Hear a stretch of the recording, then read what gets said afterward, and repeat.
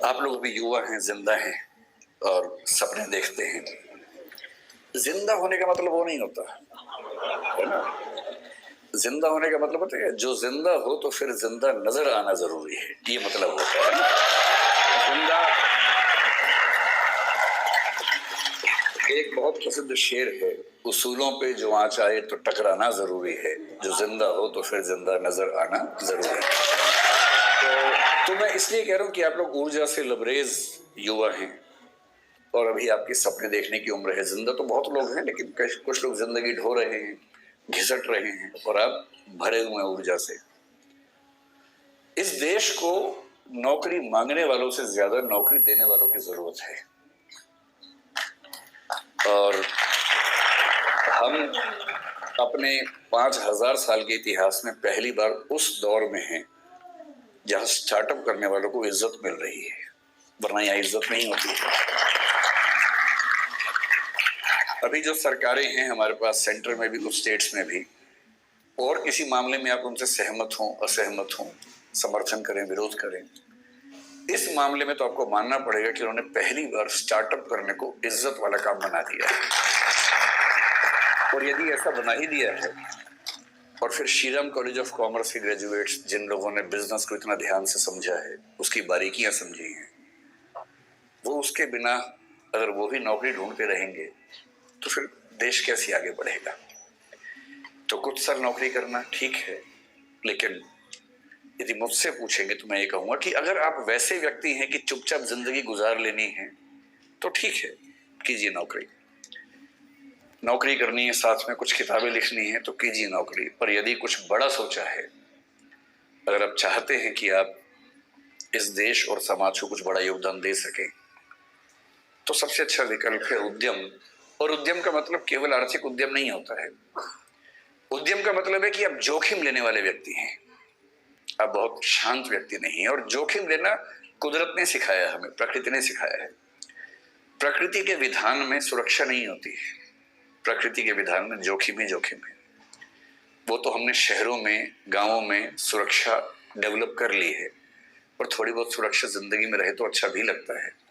लेकिन जंगल का नियम, प्रकृति का नियम सुरक्षा पे नहीं टिका है, वो खतरों पे टिका है, जोखिम पे टिका है। जो भी आप में से अपनी जिंदगी को शानदार बनाने के लिए जोखिम लेने को तैयार है, मेरी नजर में वही एंटरप्रेन्योर है, वही उद्यमी है। और जोखिम केवल पैसे के लिए नहीं होता है, होना भी नहीं चाहिए। जोखिम महात्मा गांधी ने भी लिया, अंबेडकर साहब ने भी लिया, दोनों शानदार वकील थे। डॉक्टर अंबेडकर, मैं परसों कोलंबिया विश्वविद्यालय में गया जहां से उन्होंने पीएचडी की, एक पीएचडी की, लंदन स्कूल से दूसरी 3 पीएचडी की उन्होंने। इन लोगों ने अपने अपने सफल करियर को दांव पर लगा के जोखिम लिया कि देश को एक अच्छा राजनीतिक और सामाजिक मंच मिल सके। ये सोशल एंटरप्राइज है, पॉलिटिकल एंटरप्राइज है। कबीर दास हो, गुरु नानक हो, या महात्मा बुद्ध हो, महावीर स्वामी हो, इन सब ने अपने अपने समाज को बेहतर बनाने के लिए अपनी जान को जोखिम में डाला। ये सब उद्यमी लोग हैं। कोई स्पिरिचुअल एंटरप्राइज करता है, कोई सोशल एंटरप्राइज करता है। आप बिजनेस एंटरप्राइज वाले लोग हैं, लेकिन मैं इतना जरूर कहूंगा कि बिजनेस में पैसा कमाना जरूरी है, क्योंकि वही आपको जिंदा रखेगा, वही आपके उद्यम को चला पाएगा। लेकिन कोई भी उद्यम जो सिर्फ पैसा कमाता है, वो समाज को फायदा नहीं पहुंचाता है। और मैं एक बात अक्सर कहता हूं, आखिरी बात आपसे वही कह रहा हूं, कि अगर अपने जीवन को एक ठीक दिशा देनी है तो सिर्फ एक काम कीजिए। बहुत बुरा लगेगा, पर मुझे ये सलाह मेरे एक मित्र ने दी थी, मैं आपको दे देता हूं। आज घर जाके अपनी ओबिचुअरी लिखिए। ओबिचुअरी का मतलब होता है किसी के मरने के बाद अखबार में जो छपता है उसके बारे में, कि दुख के साथ सूचित किया जाता है कि फला फला की मृत्यु इस तारीख को इस वजह से हो गई है। उसके बाद के 4 लाइनें आप अपने बारे में क्या चाहते हैं लिख लीजिए, उसे बनाइए विजन स्टेटमेंट।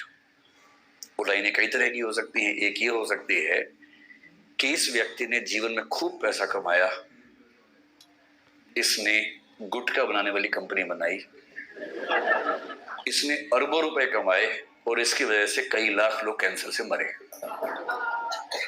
पर पैसा खूब कमाया। दूसरा ये हो सकता है कि ये व्यक्ति चाहता तो अरबों रुपए कमा सकता था, पर इसने लाखों ही कमाए और अपनी ऊर्जा उन चीजों में लगाई जो समाज को और बेहतर बना सकती है।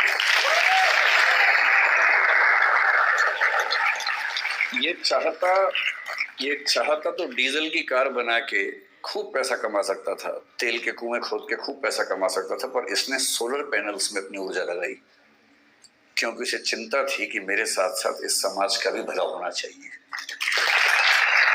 तो जो मैं कंक्लूडिंग रिमार्क के तौर पे कहना चाह रहा हूं, आप लोग इस देश के भविष्य हैं, स्टार्टअप की दुनिया के भविष्य हैं। कुछ बड़ा कीजिए और ऐसा मत कीजिए जो केवल और केवल बिजनेस तक सीमित हो। जब बिजनेस और एथिक्स मिलते हैं तो जो सिनर्जी बनती है वो सिनर्जी किसी भी देश और समाज के लिए बेहतर है। बहुत बहुत धन्यवाद, आप लोगों ने बुलाया।